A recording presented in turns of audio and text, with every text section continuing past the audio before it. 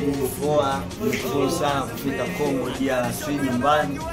Sikuwa nategemea kama ninaweza fika Lubumbashi, lakini tumekutana na DJ Fresh kwenye mitandao, akanialika kwenye party yake na udhamini wa King de Muset kwa majina Baraka wanamtambua Keste, ndo amenipeleka na kunifikisha hapa Kongo. Niseme kwamba ninashukuru sana kufika Kongo, maeneo ya Lubumbashi.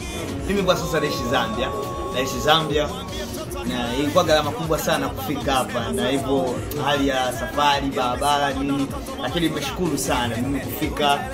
Na kwa sasa hivi Kameramela Kongo DRC Nyemezi, nimekutana na waanko na wasanii mbalimbali ambao wamefanya elimu ile. Ila niseme ya kwamba kwenye wale ambao wanatufuatilia kwenye channel yetu ya African Level Music, karibu ku download music yetu TikTok, YouTube tuko. Unapofika pale lakini usikose kucomment na kushare. Unadhani ya kwamba mimi kupelekwa Kongo nitaenda zaidi ya hapa? Lakini nimshukuru sana kwa sababu mimi nimetoka kwenye maisha chini sana, na sikuwa nategemea kama siku moja naweza kufanya show Kongo DRC, kwa sababu Zambia natembea sana na iwe ni siara inanitembeza, nafanya show na wa Zambia.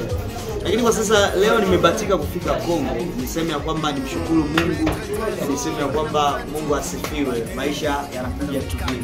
Wanangu, msikose kunisupport kwenye channel yetu Level Music, usikose kucomment na kushare pamoja na marafiki zako. Asante.